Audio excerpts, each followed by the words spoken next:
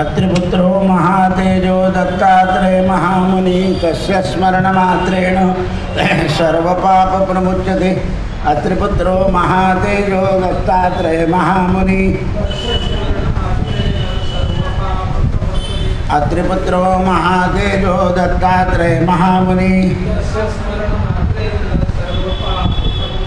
अत्रिपुत्रो महातेजो दत्तात्रेय महामुनि अत्रिपुत्रो महातेजो दत्तात्रेय महामुनि अत्रिपुत्रो महातेजो दत्तात्रेय महामुनि अत्रिपुत्रो महातेजो दत्तात्रेय महामुनि। अम्बा माता की जय। नमस्तुते महामाये श्रीपीठे सुरपूजिते शंखचक्र गदाहस्ते महालक्ष्मीर्नमोस्तुते। नमस्ते गरुडारूढे कोलासुरभयङ्करी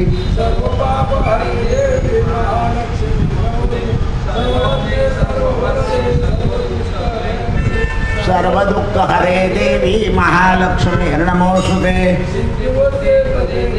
भुक्तिमुक्तिप्रयादिनी मंत्रमूर्ते सदा देवी महालक्ष्मीर्नमोस्तुते। योगजे योगसम्भूते महालक्ष्मीर्नमोस्तुते। महापापहरे देवी महालक्ष्मीर्नमोस्तुते। परमेश्वरी जगन्माता महालक्ष्मीर्नमोस्तुते। जगस्थिते जगन्माता महालक्ष्मीर्नमोस्तुते। सर्वसिद्धिं प्राप्नोति राज्यं प्राप्नोति सर्वदा। द्विकालय पठे नित्यं धनधान्य समन्विता। महालक्ष्मीर्भवे नित्यं प्रसन्न वरदा शुभा प्रसन्न वरदा शुभा प्रसन्न वरदा शुभा। रक्ष रक्ष जगन्माता देवी मंगल चंडिके हरिके विपदा हर्ष मंगल कारिके हर्ष मंगल दक्षे च हर्ष मंगल दायिके शुभ मंगल दक्षे च शुभे मंगल चंडिके मंगल मंगल दक्षे च सर्व मंगल मांगल्ये सदा मंगले देवी सर्वेषां मंगल्याले। पूज्य मंगल वारे च मंगलाभीष्ट देवते पूज्य मंगल भूपस्य मनुवंश संतति। संसार मंगलधारे मोक्ष मंगलदायिनी सारे च मंगलधारे च पारे च सर्वकर्मणा प्रतिमंगलवारे पूज्य मंगल सुखप्रदे मंगल सुखप्रदे मंगल सुख। आयुरक्षे तु वाराही धर्म रक्षे तु वैष्णवी यश कीर्तिं च लक्ष्मीं च धनं च चक्रिणी।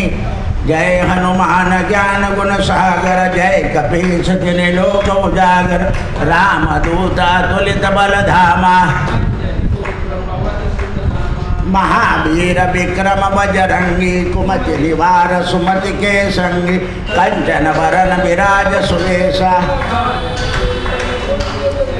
हाथ वज्र और ध्वजा विराजे कांधे मूज जनमो साजे।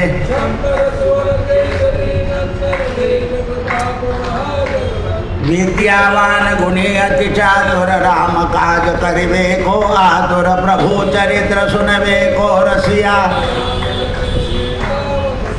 मोक्ष रूप धरि भीम रूप धरि असुर समारे रामचंद्र के काज सवारे लाय सजीवन लखन जियाए। रघुपति के ने बहुत बड़ाए तुम मम प्रिय भरत सम भाई सहस भजन तुमरो जस गावे। सनकादिक ब्रह्मादिक मुनिषा नारद सारद जम कुबेर दिक्पाल जहाते कभी कोई कही सके कहा। तुम उपकार सुग्रीव के ना राम मिलाए राजपद दी तुमरो मंत्र विभीषण माना लंकेश्वर भयस युग सहस्र योजन पर भानु लिल्लोताई मधु प्रभु मोद्रिका मेल मुख माई दुर्गम काज जगत के जेते सुगम अनुग्रह तुम्हारे थे राम दुआरे तुम रखवारे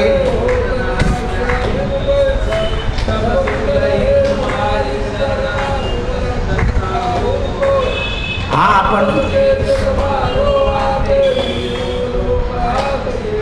भूत पिशाच निकट नहीं आवे महावीर जब नाम सुनावे नाशे रोग हरे सब पीरा जपत निरंतर हनुमत बीरा संकट ते हनुमान छुड़ावे मन क्रम वचन ध्यान जुलावे सब पर राम तपस्वी राजा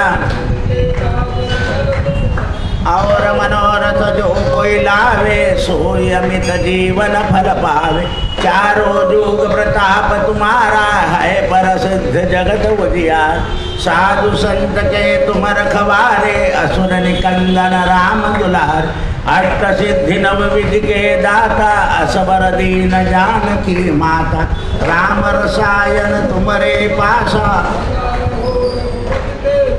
तुम्हारे भजन राम को पावे जन्म जन्म के दुख विसरावे अंत काल रघुवर पुर जाई जहाँ जन्म हरि भक्त कहा और देवता चित्तन धरई हनु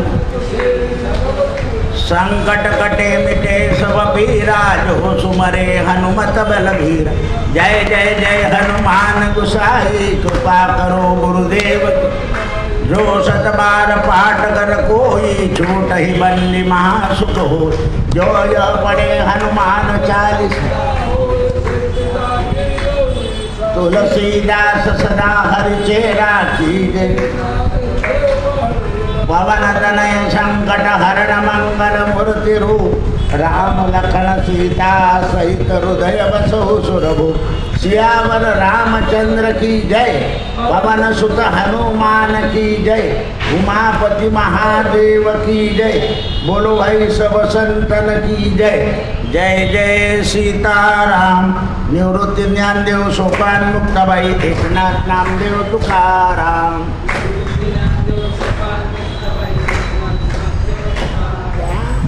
जो पूजा करतो ना तो ते लिंबू ठेवतो जर आहे ना बरं का त्याला नंतर जो लिंबू ठेवायचा नाही आपल्याला आणि त्यावर मला काय वाटलं की काय करतो मी त्याला टोकलं निवृत्ती ज्ञानदेव सोपान मुक्ताबाई एकनाथ नामदेव तुकाराम कुंडली वरदा हरि विठ्ठल श्री ज्ञानदेव तुकाराम गोपाल कृष्ण भगवान की जय। आज भक्तमाल ग्रंथामध्ये चारण म्हणजे भगवंताच्या चरणाचीच नुसती उपासना करणारे भक्त, जसं जैन धर्मामध्ये वृषभदेवांच्या फक्त चरणाची पूजा करतात, अभिषेक सुद्धा करायचा असेल अशा लोकांना चारण भक्त म्हणतात। उद्धवाने भगवंताचे फक्त चरण घेतले, भरताने फक्त चरण घेतले, म्हणून असे जे भक्त असतात त्यांना चारण भक्त असं म्हणतात। भगवंताच्या चरणकमलाला शरण ग्रहण करणारे आणि भगवंताचे गुण गाणारे जे भक्त आहेत हे अनेक होऊन गेले, तर त्याच्यातले काहींची नावं सांगितले। चौमुखजी म्हणजे 4 प्रकारचे मुख ज्यांना आहे, 84जी, चंडीजी हे भगवत गुणाचं गुण गाऊन भगवंताच्या चरणाची पूजा करणारे होते। पुढे श्री कर्मानंदजी, कोल्हाजी यांनी चरणाची पूजा करून काव्य रचलं। पुढे अहलाजी मथुरेमध्ये राहणारे, माधवजी सरळ स्वभावाचे, जीवनदासजी, नारायणदासजी नम्र स्वभावाचे, असे हे अनेक चारणदास भक्त होऊन गेले। आता चौमुखजी जे आहे त्यांचं वर्णन सांगतात की हे चौमुखजी कसे होते, तर चौमुखजी हे भगवंताचे भक्त आणि भक्त असून संतांमध्ये ज्यांची गणना झाली, बरेच भक्त असतात, पण त्यांची गणना संतात होत नाही. मग त्यांची गणना संतात कशी झाली तर चौमुखजी आपल्या नगराहून एकदा बैलगाडीवर बसून दर्शनाकरता द्वारकापुरीला चाललेले होते. जाता जाता रस्त्यामध्ये एका अरण्यामध्ये एक बैल मरण पावला. समस्या आली की आता एक बैलानं गाडी चालायची कशी. मनामध्ये अतिचिंता चालली होती. एवढ्या वेळात एका क्षणात एक बैल त्यांच्या समोर येऊन उभा राहिला. आता अचानक बैल आपण कोणाजवळ मागितला नाही, काही नाही, असा आल्यानंतर यांनी थोडा विचार करायला पाहिजे होता. पण माणसाला काम भागलं म्हणजे मनुष्य त्या कामाच्या आनंदात असतो. यांनी त्या बैलाला गाडीला झोपलं आणि भगवंताचे चरण त्यांच्याजवळ होतच, पादुका. त्या गाडीमध्ये पादुकेची पूजा केली की देवा एवढ्या जंगलामध्ये तुम्ही मला ही मदत केली, मी तुमचा कृतार्थ आहे. आता त्यांना काय माहीत नाही की हा बैल भगवान द्वारकाधीशच बनले, हे माहीत नव्हतं. आता यांनी गाडी हाकलायला सुरुवात केली. ज्याप्रमाणे त्या बैलाला मारावं त्याप्रमाणे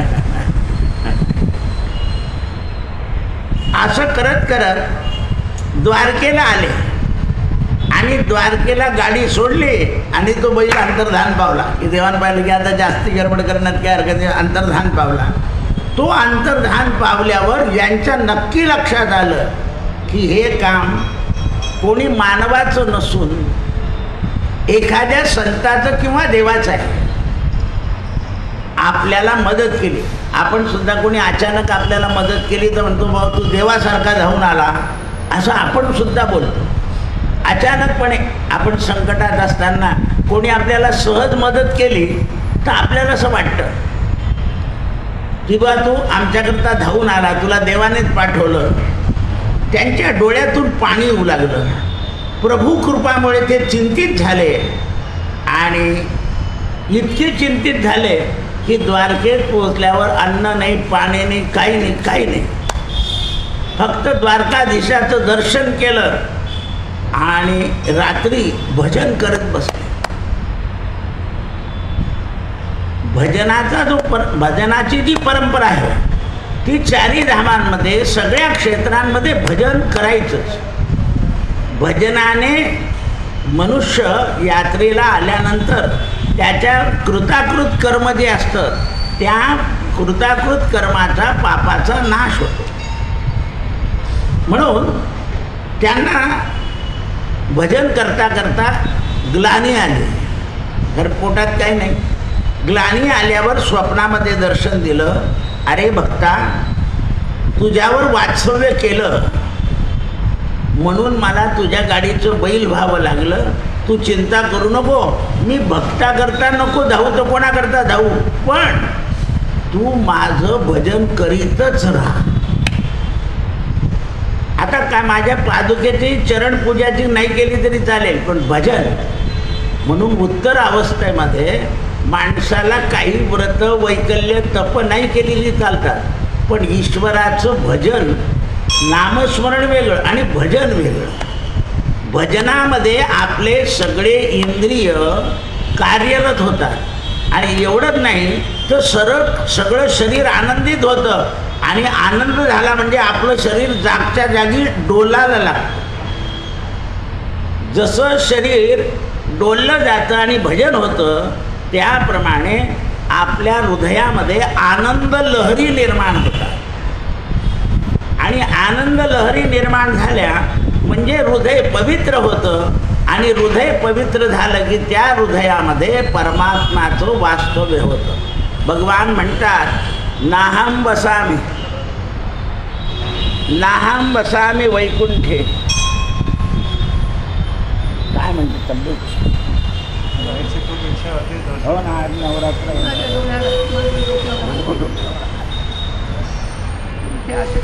हो ना. नाही नाही बरोबर नाही, हळूहळू हळूहळू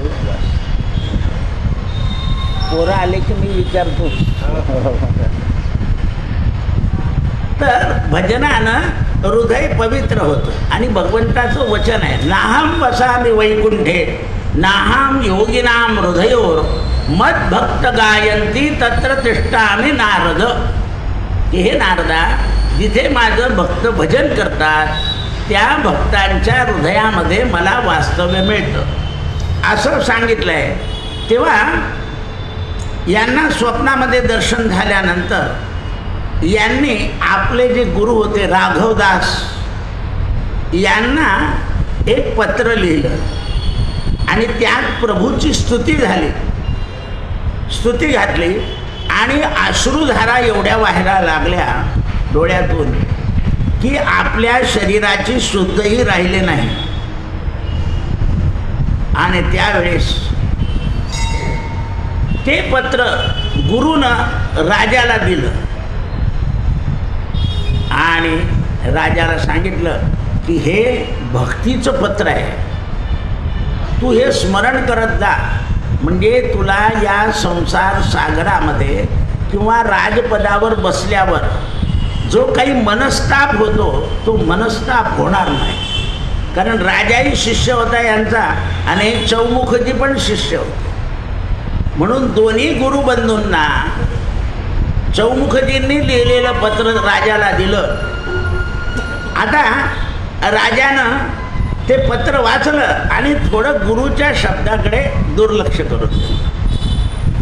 भगवान द्वारकाधीश राजाच्या स्वप्नात गेले, तू ते पत्र वाच म्हणजे तुझ्याही डोळ्यातून अश्रुधारा निर्माण होतील अशी काही करुणा लिहिली आहे. म्हणून समर्थांनी आपल्या मनामध्ये करुणा निर्माण व्हावी याकरता करुणाष्टक तुकाराम महाराजांनी विनंतीचे अभंग अशी विनंती केली आहे.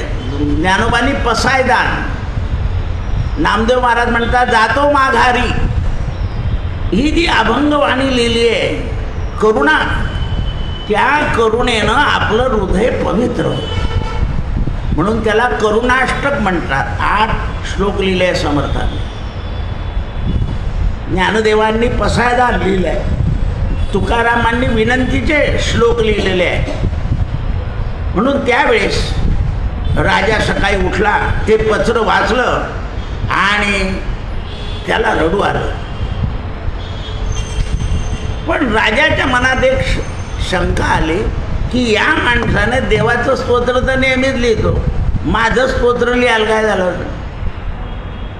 म्हणून त्याही दिवशी देवाचं एवढं स्वप्न पडल्यावर त्याने त्या 84 जणांना बोलवले. पुन्हा देव स्वप्नात गेले, राजा तुझ्या गुरुनं दिलेलं पत्र ज्याने लिहिलेलं आहे त्याला जर तू बोलवलं नाही तर तुला तुझ्या राज्यामध्ये एक तर भगवत भक्ताचा अपमान केला, दुसरा गुरुचा अपमान केला. काल मी स्वतः स्वप्नात येऊन तुला सांगितलं माझा अपमान केला, तू 3 अपराध केले. उद्या सकाळीच त्या भक्ताला दरबारात बोलवून त्याची माफी मागणं म्हणजे गुरुची माफी मागणं, माझी माफी मागणं हे माग. त्यावेळेला राजानं दुसऱ्या दिवशी सभेमध्ये त्याला बोलवलं आणि सभा झाल्यावर पुन्हा फटकारलं त्याला. बा राजाचं दुर्दैव. फटकारल्यानंतर पुन्हा रात्री देव स्वप्नात गेले, माझ्या इच्छेनुसार तू त्याचा सन्मान केला नाही, करायचा म्हणून केला आणि जाताना त्याला अपमान केलं, तुला दुःख भोगावं लागेल. राजानं दुसऱ्या दिवशी सगळी मेना पालखी पाठवली, कारण एवढं वैभव व्हायचं होतं म्हणून राजा देवाचंही ऐकत नव्हता. मेना पालखी बोलवली, त्याच्यात बसवलं. त्यांनी सांगितलं आता मी येत नाही, राजांना म्हणा मला माफ करा. म्हणे नाही नाही. मग राजा स्वतः आले आणि स्वतः त्याला पालखीत बसवून त्याच्या घरी घेऊन गेले. यांना चरणदास भक्त असे म्हणतात की ज्यांच्याकरता भगवान स्वतः दुसऱ्याच्या स्वप्नात 2-2दा जातात. मग राजाने त्यांना नियम दिला, रोज माझ्या मंडपात येऊन भजन करायचं. म्हणजे राजाही हळूहळू भजन मार्गाला लागला. लक्ष द्या, कारण एवढं सगळी उठाठेव देवाने का केली तर राजा चांगला होता पण भजनाचा स्वीकार करीत नव्हता. जपाचा स्वीकार करीत नव्हता. पुष्कळ लोक ज्ञानी असतात, हुशार असतात, त्यांना सगळं कळतं ईश्वराबद्दल, पण त्यांना नामस्मरणाचा कंटाळा असतो, श्रवणाचा कंटाळा असतो, भजनाचा कंटाळा असतो. त्यांच्या स्वरूपाची त्यांना जाणीव व्हावी म्हणून देव त्यांच्या स्वप्नात जाऊन त्यांना करावं. 8 दिवस 15 दिवस झाले स्वप्नाचेच उदाहरणं येत आहे. का तर ज्यांच्या मनामध्ये काही किंतु आणि परंतु आहे म्हणून देव सगळे चरित्र आता योगायोगाने इथे आले. आपण योगायोगाने गजानन महाराजांचं चरित्र पाहिलं. म्हणजे योगायोगानं आपल्या मनामध्ये ज्या काही शंका आहे त्या शंका दूर करण्याकरता शंका म्हणजे शिक्षणाच्या मानाने जगात काही परिणाम होईल असं काही नसतं. याकरता अनुभव हे असावे लागतात. अनुभवाशिवाय काही गोष्टी कळत नाही. म्हणून राजानं त्यांना दरबारात बोलवलं आणि रोज भजन करायला दरबारात सांगितलं. राजा भजन करतो म्हणून मंत्री सावध झाले. मंत्र्यांना राजाबरोबर भजनाला बसता नाही आलं, पण मंत्री वेळातल्या वेळ काढून आपल्या फावल्या वेळामध्ये भजन करायला लागले. मंत्री घरी गेल्यावर मंत्र्यांच्या घरातले लोक भजन करायला लागले. असं पाहता पाहता गाव सगळं भजनानंदी झालं आणि राजाच्या राज्यात द्वारकाधीशाची कृपा झाली. पहा तुम्ही, नाही जरी यात्रेला गेले आणि भगवंताचं भजन केलं म्हणून आपल्या वारकरी संप्रदायामध्ये भजन हे प्रथा आहे, पण आपण काय केलं, त्या भजनाला मोल लावून टाकलं. मोले घातले रडाया तेथे कैची आचू कैची माया. कीर्तन करा मोलाने पण भजन करू नका. भजन हे भगवंताचं आहे, त्याला मोल लावायचं नाही. अशा प्रकारे राजाच्या राज्यामध्ये द्वारकाधीशांची कृपा झाली. म्हणून दुसरे संत होऊन गेले चंडजी.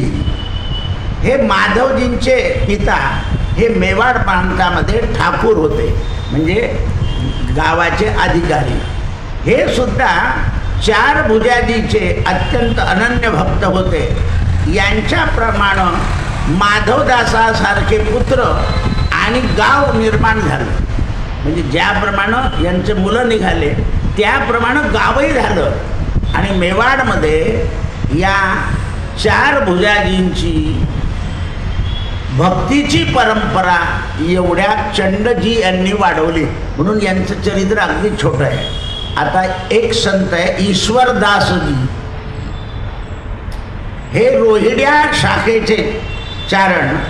यांचा जन्म जोधपूरमध्ये भद्रसेन गावामध्ये 1595 मध्ये झाला. आणि हे जन्माला जेव्हा आले तेव्हा 5 महिन्याचे झाल्यानंतर यांच्या तोंडामध्ये एक शब्द आला. म्हणजे शब्द म्हणजे द्रोहा. 1500 बचन जामे ईश्वरदास चारण वर्ण चकार मैं उस दिन भैया उत्तम सजा. आणि हे एवढा दोहा बाहेर तोंडातून पडल्यावर सगळ्यांना आनंद झाला की हा मुलगा कोणीतरी महान संत आहे. त्यानंतर त्यांच्या पित्याला आणि त्यांच्या मातेला अति आनंद झाला. पित्याचं नाव होतं सुजा आणि मातेचं नाव होतं अमरबाई. या धर्मपती नावानं यांना देवलबाई म्हणायचे. या दोघांचा आकस्मिक मृत्यू होऊन गेला. पुढे यांचे गुरु होते सुरदासजी पीतांबर भट्ट. यांनी यांना वागवलं आणि कुठे मेवाड आणि कुठे जामनगर तिथून उचलला मुलाला आणि जामनगरला घेऊन आले. ज्याने आपल्या मुखातून 15 दिवसात एक दोहा म्हटला. त्या जामनगरला यांचा भाऊ राहत होता या संताचा. त्यांना एक राजाबाई नावाची बहीण होती. तिचा दुसरा विवाह झाला होता. तिच्याजवळ सांभाळायला ठेवून दिलं. आणि तिथे यांना या भक्तीचं वातावरण घरामध्ये मिळायला लागलं. आणि जसं वातावरण मिळायला लागलं तसं तसे दोहे रचना सुरू होऊन गेली.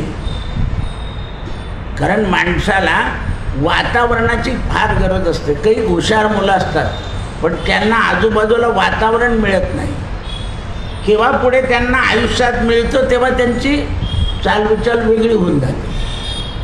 म्हणून माणसाला वातावरण मिळायला पाहिजे. संत काय करतात, जगामध्ये कथा प्रवचन कीर्तन करून लोकांना वातावरण निर्माण करून देण्याचे प्रयत्न करीत असतात. मंदिर झालं बाई इथे भजन करा, उपासना करा, जप करा. पण की त्याच्या योगानं माणसांच्या मधले गुण जे आहे ते वातावरणाने प्रकाशित होतात. गुणाला सुद्धा वातावरण तसं फळं यायला शारदीय नवरात्राचं वातावरण लागतं की आता फळं भरपूर यायला लागतील, फळांमध्ये रुची यायला लागेल, गोडी यायला लागेल. म्हणजे फळांना उत्पन्नाला सुद्धा वातावरण लागतं. नुसता पाऊस चालत नाही, हवाही लागते, ऊनही लागतं. म्हणजे वातावरण निर्माण झालं की ज्याप्रमाणे उत्पन्नामध्ये वाढ होते, घट होत नाही, त्याप्रमाणे माणसाला सत्संगाचं वातावरण मिळालं की त्याच्यामध्ये जे दैवी गुण असतात, न शिकता काही गुण आपले पूर्वजन्माचे असतात ते आपोआप प्रकाशित होतात. म्हणून घरामध्ये आपण थोडंसं धार्मिक वातावरण वाढवलं पाहिजे. नातू आजोबाचा वाढदिवस करताना केक घेऊन येतो, आजोबाला नवल वाटतं पण त्याला समजवलं पाहिजे केक आपली संस्कृती. पण आजोबा नातवानं आणला मी कसा नाही म्हणू, हे असे आजोबा घोटाळा करून नाही रे, आपल्याकडे असं नाही. आता सगळे मला ओवाळतील मग मी तुम्हाला पैसे देईल. आपल्यात असा वाढदिवस, आज पुरणाची पोळी करायची, आज शिरा करायचा, आज तुला काय आवडतं ते तुझ्या वाढदिवसाला करू, असं त्यांना समजवलं पाहिजे. आपण लगेच सुनेने, हल्ली सुना फार हुशार असतात, सासूचा वाढदिवस करत ते मस्त फंक्शन, पण हिचा केलं की हिचं तोंड बंद होऊन जातं, त्यांचे आपोआप सुरू होऊन जातं. बरोबर रस्ता काढतात ते. यांना वाटतं ते हुशार आहे, माझा वाढदिवस करते, म्हटलं तुझं तोंड बंद करण्याकरता तुझा चालू केला तिने, इतकी हुशार आहे ती. आपले संस्कार त्यांना समजवले पाहिजे. अहो प्रसाद दिला ना तर लगेच आई म्हणते थँक्यू म्हण. आता का थँक्यू म्हणायचं प्रसाद दिल्यावर? नमस्कार कर सांगितलं पाहिजे. मोठ्या माणसांना नमस्कार केल्यानंतर आपल्याला त्यांनी काय दिला पाहिजे? आशीर्वाद. हे समजवलं पाहिजे आपण त्यांना. आपण समजत नाही, लगेच तो पोरगा थँक्यू असे ते. कारण आपण संस्कृती घालवतोय ना, आणि त्यामुळे घरामध्ये वातावरण राहत नाही. आपल्याला वातावरण निर्मिती करणं आवश्यक आहे. हे सणवार नसते तर जगात आणखीन उदास झाल्यात. हे सगळे डॉक्टर लोक आहे ना, हे दिवाळीला 8 दिवस घर बंद करून चालले जायचे. मग त्यांचे दवाखाने काही चालायचे नाही. मग त्यांना सांगितलं तुम्ही लक्ष्मी पूजनाला जाता ना म्हणून असं, तर ते आता भाऊबीजेनंतर बाहेर पडतात. सुधारले थोडे. आपण सुनेला सुद्धा दिवाळीला भाऊबीजेलाच पाठवतो, दिवाळीच्या दिवशी नाही पाठवत कधी. धनत्रयोदशीपासून घरची लक्ष्मी घरीच पाहिजे. पाडव्याला जाऊ शकते ती. हे जी संस्कृती लावली आपल्याला, हे आपल्या लक्षात आलं पाहिजे. बऱ्याच मुली आई म्हणते तू दिवाळीला नाही म्हणे, आम्ही पाडव्याला आम्ही दोन्ही येऊ, आमचं घरचं पूजा करून. अशा मुली आईला शिकवता आले. कारण तिला कळालेलं असतं की आपल्या घरी आपण लक्ष्मी पूजन पहिल्या वर्षी केलं पाहिजे. हे वातावरणावर अवलंबून आहे. म्हणून त्यावेळेस जामनगरला राहू लागले. त्यांच्या कविता तिथल्या राजाला पटल्या आणि राजा प्रसन्न झाला. जामनगरच्या राजाचं नाव होतं पीतांबर भट. त्याने पाहिला हा बालक अत्यंत सुंदर आहे आणि छान लिहितो. म्हणून या ईश्वरदासांच्या मनात आलं की आपल्या कविता राजाला आवडत आहे, पण राजाच्या जवळ असलेला दुसरा जो एक कवी आहे तो राजावर कविता करतो, तर राजाला त्याच्यावर केलेल्या कविताही आवडत आहे. मग या ईश्वरदासांच्या मनात राजावर कविता करणाऱ्याच्या बद्दल मनात द्वेष आला. भगवत भक्त होते तरी मनामध्ये द्वेष येऊन गेला. आता द्वेष आल्यानंतर यांच्याकडे यांची जी मावशी होती ही म्हणे, का रे तू त्याचा द्वेष का करतो, असं करू नये. तू जर भगवंताच्या कविता लिहितो तो ज्या माणसाचा द्वेष करायचे त्या माणसाने आज ठरवलं होतं की याला संपवून टाकायचं. म्हणून तो यांच्या घराच्या मागे रात्री लपून बसला की हा बाहेर पडला की याला तलवारीने उडवून द्यायचे माणसं लावले होते. मग याच्या मावशीने याला विचारलं ईश्वरदासाला की तू द्वेष का करतो. म्हणे, अगं मावशी, मी ज्या कविता लिहितो त्या देवावर लिहितो. देवाच्या कविता ऐकल्यानंतर राजाला मोक्ष मिळणार आहे. राजाच्या जीवनाचं चरित्राच्या कविता लिहून राजाचा मान वाढेल, पण मोक्ष मिळणार. तेव्हा मावशीला कळालं की हा राजाच्या हिताच्या गोष्टी करतोय. आणि ही गोष्ट जो शत्रू कवी होता की याला मारावं, त्याने ऐकली की अरे हा मुलगा या लहान वयामध्ये राजाला मोक्ष मिळाल्याकरता कविता करतोय, आपण तर पैसे मिळवण्याकरता. मग आपल्यात याच्यात अंतर आहे, याला मारण्यात अर्थ नाही. देव मारी तया कोण तारी आणि देवतारी तया कोण मारी. म्हणजे याने मारायचं ठरवलं पण तो मारू नाही शकला, कारण ते शब्द त्याच्या कानात पडले, कारण याने देवाची स्तुती केलेली होती. आणि ही स्तुती जर राजाला पटली, राजानं जर अशी स्तुती केली तर राजा मोक्षाला जाईल. राजाच्या उद्धाराचं ज्ञान तो मुलगा देत होता आणि हा फक्त राजाला खुश करण्यास करता. काही काही विद्वान लोक किंवा अधिकारी लोक जो जास्ती स्तुती करतो ना तो म्हणतात, अरे हा चॅप्टर आहे बरं, याच्यापासून लांब राहा. जास्ती स्तुती करणाऱ्याला जवळ करत नाही मोठे लोक. त्यांना माहिती असतं की हा स्वार्थी आहे, केव्हा काय करेल याचा भरोसा नाही. मग तो राजाकडे गेला. म्हणजे राजे सरकार, मला काय शिक्षा द्याल तुम्ही ते मी भोगेल, पण आज माझे डोळे उघडले. मी रोज तुमची स्तुती करत होतो आणि तुमच्याकडून द्रव्य घेत होतो. म्हणे, हो, पण ज्याने तुम्हाला भगवंताची स्तुती पाठवली त्याचं वचन ऐका. काल रात्री माझ्या मनामध्ये त्याच्याबद्दल द्वेष आला होता आणि मी दुसऱ्याकडून त्याला ठार मारणार होतो, कारण त्याचं वजन तुमच्यावर पडू नये म्हणून. पण त्याच्या मावशीने जेव्हा त्याला विचारलं की तू त्या दुसऱ्या कवीचा द्वेष का करतो, तेव्हा त्याने मला माझ्याकरता शब्द वापरले की माझ्या काव्यानं राजा मोक्षाला जाणार आहे, यांच्या काव्यानं राजा आणखीन अहंकारी होईल आणि नरकात जाईल. तर हे मला पटलं. राजेसाहेब, हे तुम्हाला पटलं तर घ्या, नाहीतर मी आता इथून निघालो. मी आता स्तुती करणार नाही, कारण मी स्तुती करून जर तुम्ही नरकात जात असाल तर माझ्या स्तुतीचा उपयोग काय. तो स्तुती करून जर तुम्हाला मोक्ष देणार आहे तर तो माझ्यापेक्षा श्रेष्ठ आहे. माझी बुद्धी लोभी होती, ही गोष्ट कळाली, पण माझे कान आणि डोळे उघडले. मुद्द्याकडे लक्ष द्या. माझे कान आणि डोळे उघडले आणि त्यामुळे मला खरं कळालं तुम्ही राजे आहात. तुमच्यापुढे मी जास्त बोलू नये, खरं आहे, पण यावर तुम्ही विचार करावा. तो सुटला. राजाच्या समोर सांगितलं मी याला मारणार होतो, पण माझ्यापेक्षा त्याचा हेतू वेगळा आहे. राजानं सांगितलं तू इथेच थांब, मी त्याला बोलवतो.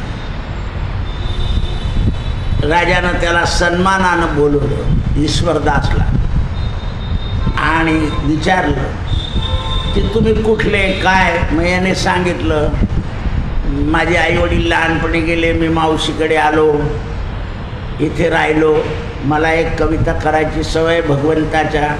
मला असं वाटत होतं की राजानं सुद्धा राज्यकारभार भगवंताच्या कृपेने करावा, सगळी प्रजा सुखी व्हावी आणि सगळे संसाराचा अनुभव घेऊन मोक्षाला जावं, म्हणून मोक्षाकरता माझे भगवंताचं द्वारकाधीशाचं गुणानुवर्णन आहे.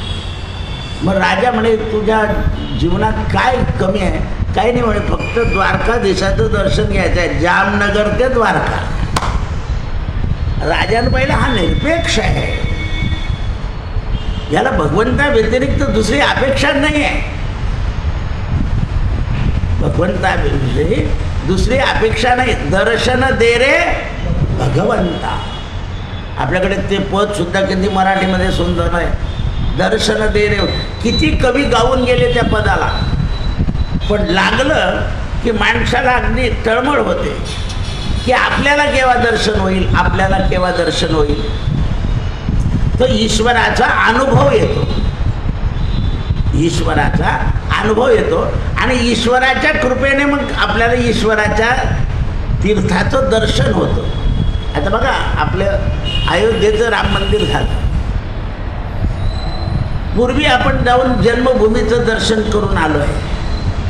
आता लोकांना असं वाटतं की केव्हा अयोध्या पाहिजे, कारण आता नवीन पद्धतीचं म्हणजे ज्या पद्धतीने करायला पाहिजे या आजच्या काळात त्या पद्धतीनं ते क्षेत्र झालं आहे.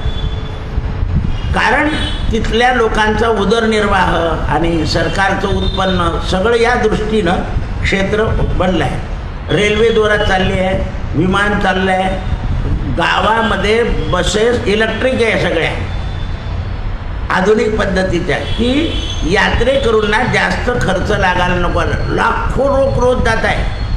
आता 1 लाख लोक त्या क्षेत्राला गेल्यानंतर 1 लाख लोकांमुळे तिथला काय वाढला सगळा व्यवहार आणि तेवढी ऊर्जा निर्माण झाली. आता परवा त्यांनी दिवे लावले अयोध्येमध्ये, तर दिव्यांची ग्रीनेड बुकात नोंद झाली, नुसते दिवे लावले.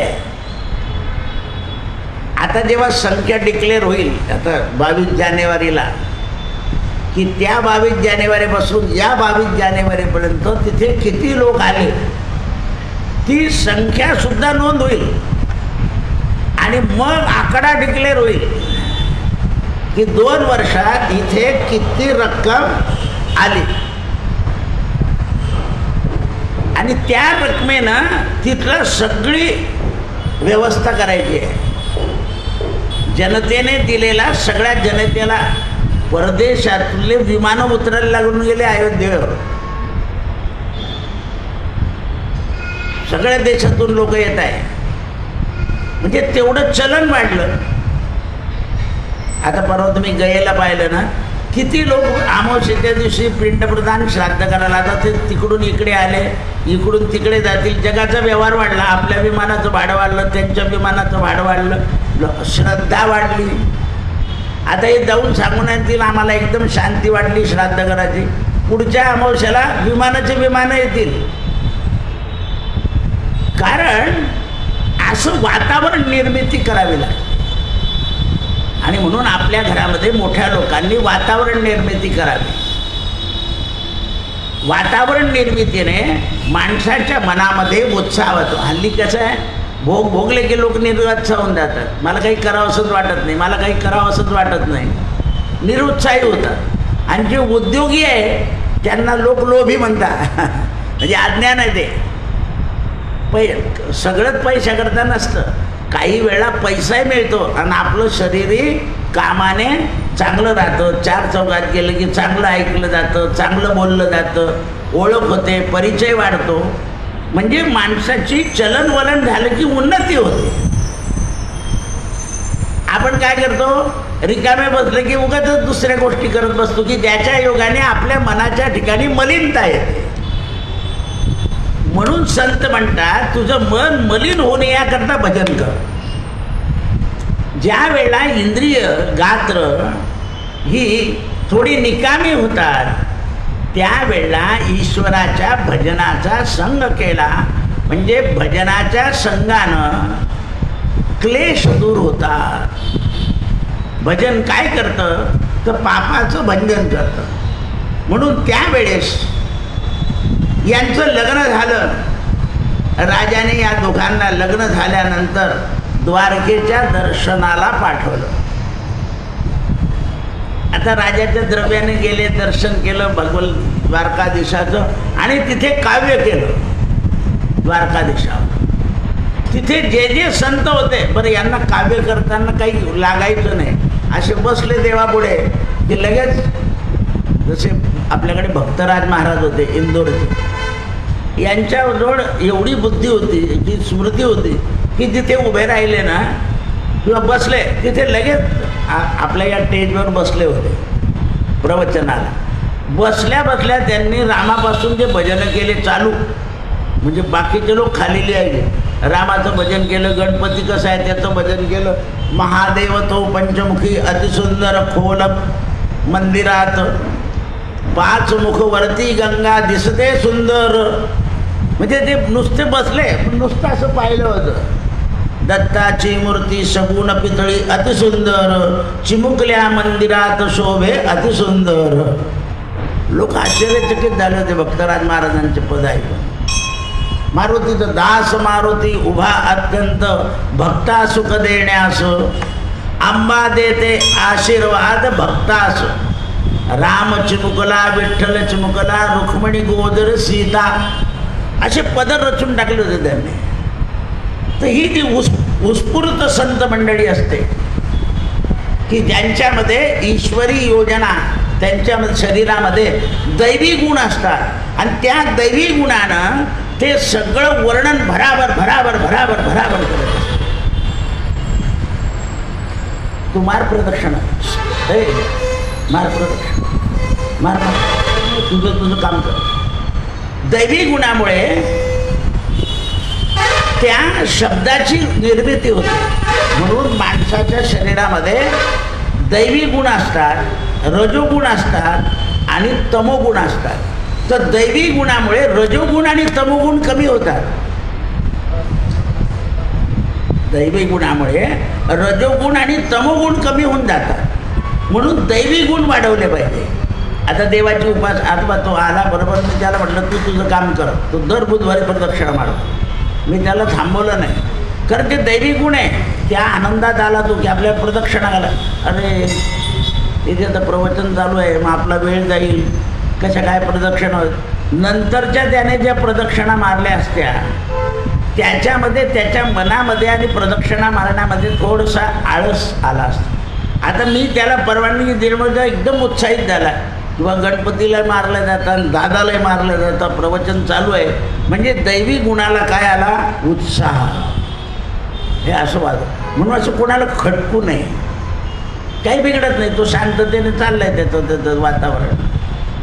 दैवी गुण, मी मागे तुम्हाला सांगितलं ना की मला खाली नमस्कार करण्यापेक्षा इथे तुम्ही येऊन केलेला फक्त 2च लोक रोज रेग्युलर करतात, बाकीच्या लोकांच्या लक्षातच येत नाही. कारण ते जे फळ आहे व्यासपीठासहित ग्रंथासहित याचं कारण असतं. म्हणून आपले दैवी गुण वाढले पाहिजे. कारण श्रवण केल्यानंतर तुमचं मन अत्यंत पवित्र असतं आणि पवित्र मनानं झालेला नमस्कार ताबडतोब पोचतो. कोणी कोणी तिथल्या तिथूनही केलं तरी ते चालतं, पण दैवी गुण वाढण्याकरता नमस्कार अत्यंत महत्त्वाचा आहे. दैवी गुण असल्याशिवाय मनुष्य लवकर नमत नाही. आणि म्हणून माऊली प्रमाण देते, नम्र झाला भूता तेने कोंडिले अनंता.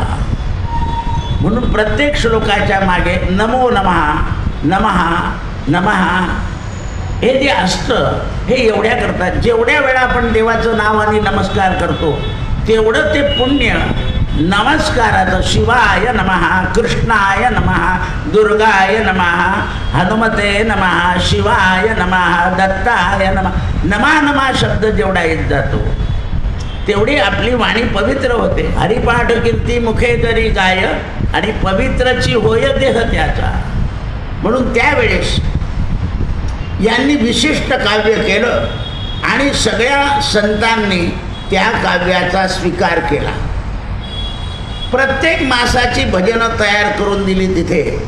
आणि तेवढ्या वेळामध्ये ईश्वरदास यांचे गुरु द्वारकेला अचानक आले. पहा आता कसा योग आहे. म्हणून भट्टाचार्य नावाचे त्यांचे वंशाचे गुरु ते आले आणि त्यांच्या चरणावर याने मस्तक ठेवलं. वारंवार क्षमा मागितली.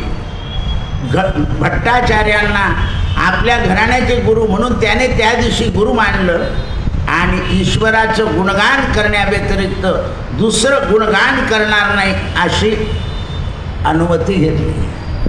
कारण आतापर्यंत स्वतःच्या बुद्धीनं ते ईश्वराचं गुणगान गात होते, पण आता द्वारकेमध्ये प्रत्यक्षात भगवंतासमोर भट्टाचार्यांचे त्यांच्या घराण्याचे गुरु होते, त्यांनाच गुरु केलं गेलं आणि त्यांच्याकडून भगवंताच्या गुणगानाची हे ठरली. आता अशा प्रकारे हे चाललं असताना त्या राजदरबारातली गोष्ट तुम्हाला सांगितली. अशीच गोष्ट वशिष्ठ आणि विश्वामित्रांची आहे. विश्वामित्रांना सुद्धा असं वाटत होतं जोपर्यंत वशिष्ठ आहे तोपर्यंत आपल्याला मान मिळणार नाही, म्हणून विश्वामित्रांनी सुद्धा वशिष्ठांना मारायचं ठरवलं. पण त्या दिवशी कोजागिरी पौर्णिमा होती. कोजागिरी पौर्णिमा असल्यामुळे अरुंधती आणि वशिष्ठ हे दोन्ही शांत बसले होते आपल्या आश्रमात. अरुंधतीने विचारलं, महाराज आज आकाशात पौर्णिमेला तेज किती सुंदर आला आहे. म्हणे अगं तेज यायला कारण त्या भागामध्ये जो तपस्वी असतो त्याच्या तपामुळे तेज येतं. म्हणजे कोण तपस्वी? म्हणजे आपला विश्वामित्र. तुला म्हण विश्वामित्र तर तुमचं वैर करतो, त्याला वैर करू दे, पण तो चांगला तपस्वी आहे मला कळतं ना. आणि हे विश्वामित्रांनी ऐकलं आणि ते खाली कुदले आणि नमस्काराला आल्यावर वशिष्ठ म्हणाले, या ब्रह्मऋषी. कारण त्यांना कोणीतरी आपल्याला ब्रह्मऋषी म्हणावं असं वाटत होतं. आज वशिष्ठाने ब्रह्मऋषी म्हटल्याबरोबर विश्वामित्राचा अहंकार नष्ट.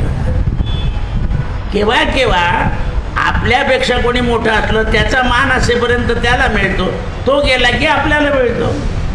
आपल्या घरात आपले वडील असतात तोपर्यंत आपण तीर्थरूप लिहितो त्यांना. वडील गेले की आपले मुलं आपल्याला तीर्थरूप लिहितात. सोपी गोष्ट आहे. असे काही ज्योतिषांना तुझे वडील असेपर्यंत तुझा भाग्योदय होणार नाही असे सांगणारे ज्योतिषी जगात आहे भरपूर. असं आहे. असं नसतं कधी. उलट आई वडिलांच्या कृपेने क्रूर ग्रह शनी, राहू आणि केतू हे त्रास देत नाही. असं आहे. नाही म्हणजे षडाष्टक आहे. अरे आई आणि मुलाचं षडाष्टक नसतं. षडाष्टक मित्र आणि पती पत्नी यांच्यामध्ये पाहायचं असतं. ज्यांच्या पोटी जन्माला आलं त्यांचं कसं काय षडाष्टक. पण आता ते वाट सोबत येतं आणि आपण तसंच घेऊन फिरतोय हल्ले. मला कोणी विचारलं म्हणून मला समजलं षडाष्टक. मुलं ऐकत नाही तेव्हा त्यांचे दूषित कर्मयोग असतात. आई वडिलांचं ऐकत नाही म्हणून ते तसं वागतात. कालांतराने ते बदलून जातात. म्हणून आई वडिलांची षडाष्टक नसतं. हे लक्षात ठेवलं पाहिजे. कारण ते एका रक्ताचे स्वगोत्राचे एकाचे षडाष्टक नाही. परकीयाशी संबंध जेव्हा येईल तेव्हा ते षडाष्टकाचा विचार करायचा आहे. म्हणून त्यावेळेस भट्टाचार्यांनी त्यांना आज्ञा दिली की ईश्वराचं गुणगान गायचं. मग ते परत जामनगरला आले. त्यांनी 20 वर्षापर्यंत म्हणजे 1615 पर्यंत जामनगरमध्ये राहिले आणि जामनगरच्या राजाला भगवंताच्या भक्तीचा मार्ग दिला. आणि काय झालं, लग्न झालं आणि त्यांना जामनगर सोडायची इच्छा झाली आणि आपल्या मूळ रावण गावामध्ये येऊन राहिले. राजानं तिथून त्यांना मोठ्या ऐश्वर्यानं जोधपूरपर्यंत रवाना केलं. त्या गावामध्ये ते राहिले. संतती झाली, मुलांना उद्योगाला लावलं आणि मग त्यांनी असं ठरवलं की आता आपण भजनानंदामध्ये काही काळ घालावा. कारण आता सगळं आपलं कार्य थांबलं आहे. म्हणून त्यांनी एका नदीच्या किनाऱ्यावर एका तटावर आपली पर्णकुटी बांधली आणि ईश्वराच्या भजनाला लागले, म्हणून ते प्रतापी संत झाले. पुन्हा यांना एकदा द्वारकाधीशाच्या दर्शनाची इच्छा झाली, तेव्हा आशानंदजी महाराज आले आणि त्यांना यांच्या पर्णकुटीमध्ये अनेक दिवसापर्यंत त्यांनी ठेवलं. आणि आशानंद महाराजांनी त्यांना विचारलं की महाराज, मलाही परमार्थ करायचा आहे, तर मी काय करू? म्हणे ईश भरोसा रखो आधान ईर्ष दाय. ईश्वरावर विश्वास ठेवा आणि भजन करा. आपल्या तुकाराम महाराजांनी सुद्धा सांगितलंय, ठेविले अनंते तैसेची राहावे. तो ठेवेल तसंच राहावं. आणि पण म्हणे याचा अनुभव येत नाही, म्हणून त्या पर्णकुटीमध्ये यांनी या आशानंदजीला सांगितलं की आता स्वयंपाक करा. तर त्यांनी त्या पर्णकुटीमध्ये पाहिलं तर तांदूळ पण नव्हते, डाळ पण नव्हती. दाल भात खाते रोज सादा. तो बोले आप जल तर रखो, भगवान करेगा. म्हणून त्यांनी ती चूल पेटवली 3 दगडाची, त्याच्यावर पाणी ठेवलं आणि पाणी उकळायला लागलं. आता यांनी हे आनंदजीने आजूबाजूला पाहिलं की इकडे नाही तिकडे नाही, हे कुठे उठत नाही जात नाही का. तेवढ्या वेळात एक माणूस शिदा घेऊन आला. बोले महाराज हमारे तरफ का खाना खाओ. त्याने डाळ तांदूळ काढून दिले. या आनंदजीला कळालं की काही नसताना ईश्वराच्या भजनावर यांनी आपल्याला अचानकपणे डाळ, मग यांनी आता माणसाचा विश्वास बर खाऊ म्हणे, तुम्ही नेहमी आणून देता का शिदा? म्हणे नाही भाऊ, आजच मला बुद्धी झाली, मी आणली आजच. तेही तपास करून घेतला यांनी, कारण आपल्यालाच वाटतं यांना माहिती असेल येणार आहे म्हणून, असं वाटतं आपल्याला. कारण आपलं जे मन आहे हे मन सदोदित, हे वैरी न चिंती ते मन चिंती. आपल्या मनात असे शंका कुशंका येतात. आपली श्रद्धा वाढवण्याकरता यांनी असं ड्रामा केला असेल, ड्रामा. हे अशा पद्धती आहे या. तर त्यांनी सांगितलं की ईश्वरावर विश्वास ठेवा, विश्वास फलभूत होतो. म्हणून अशा प्रकारे ते सगळे डाळ तांदूळ आले आणि त्यांनी उत्तम प्रकार डाळ तांदूळ केला आणि देवाला नैवेद्य देऊन खाल्ला. पुन्हा मनामध्ये होतंच की पुन्हा एकदा द्वारकापुरीला जावं आणि भगवंताचं प्रेमोत्तर व्हावं, म्हणजे पुन्हा आपली भक्ती वाढावी. प्रेम तीर्थयात्रेला कशाकरता जायचं असतं? आपलं ईश्वराबद्दलचं प्रेम. वारी का करायची असते? लोक दरवर्षी वारी, लोक म्हणतात काय दरवर्षी जाता, भागवत दरवर्षी का ऐकता, असं माणसाला वाटतं. पण का गुरुचरित्राचं पारायण करायचं वारंवार? तर आपली जी भक्ती आहे, आपली जी साधना आहे, ती उत्तरोत्तर वाढली पाहिजे. संसारात उत्तरोत्तर सगळ्या गोष्टी घडतात. आपण ज्या मुलावर प्रेम करतो त्याचं आपल्याविषयी प्रेम कमी होत जातं. शेवटी म्हणतो आता ते हातपाय थकल्यांचे यांना देव उचलेल तर बरं होईल. जोपर्यंत तुम्ही कामाचे आहेत तोपर्यंत आपलं उत्तरोत्तर प्रेम कमी होऊन जातं. पण ईश्वर भक्तीमध्ये उत्तरोत्तर प्रेम वाढत जातं. सुखे घालावे गर्भवासी, पुन्हा जन्माला घाल, पण काय करून घेशील? गुण गाई ना आवडी. मला काही मुक्ती नको, काही संपदा नको. संत संग देई सदा. कारण ज्या संत संघाने संरक्षण होतं तो संत संघ मागितला आहे. म्हणून पुन्हा द्वारकेचं प्रेम निर्माण झालं आणि हे दोघेही संत पुन्हा आता मागच्या वेळेस जे जसं काही केलं तसं न करता आपल्या पायी तीर्थयात्रेला निघालेले आहे की परत द्वारकेला जायचं आणि भगवंताचं प्रेम वृद्धिंगत करायचं. कृष्णार्पणमस्तु. सत्यगुरु राये कृपा मज केली, परिणाय घडली सेवा काही. मस्तकी तो जाणा ठेविला कर.